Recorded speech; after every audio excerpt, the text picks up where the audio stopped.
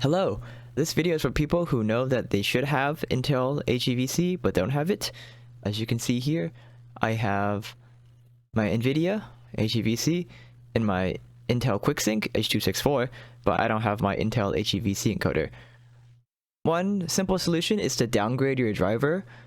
They're having reports of this 4314 driver not working, so people have had success downgrading back the 3959. If you've never seen the HEVC option, this is what I did. I currently have a external GPU of a 3080, and all my monitors are plugged into that.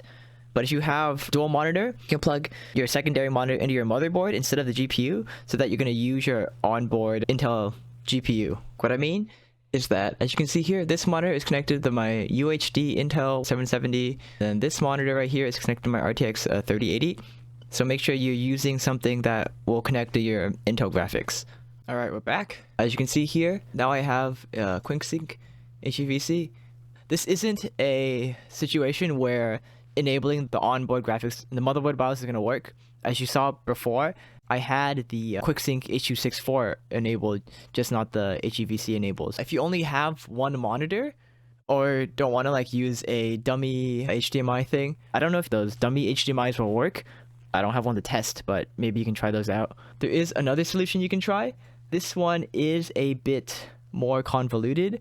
You can download these 3 files from here and then put them into your OBS directory. I would recommend having a separate OBS installation for this so you don't mess up the good working one in case something goes wrong. But yeah, so you need to download these 3 files. First one is a DLL, and you need to drop it into OBS Plugins 64-bit.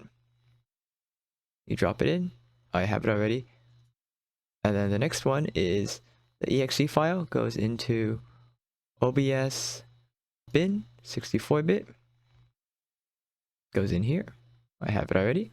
Last one is the ini file, which goes into data, OBS plugins, OBS QSV.11, locale, and then this file you can't really download, but so what you can do is just open up the existing one. Then you go here and you open it, copy it, and then just Control-A, Control-V into the file, and overwrite, save. Okay, and then once you do that, you can go ahead and relaunch the OBS that you downloaded through here. Just the regular exe works fine. Alright, and this is the modded, I guess, OBS, and as you can see here, we have HEVC back, but also we have a bunch of these other options. They're part of the plugin that we pulled these files from. That's why all these extra options are here.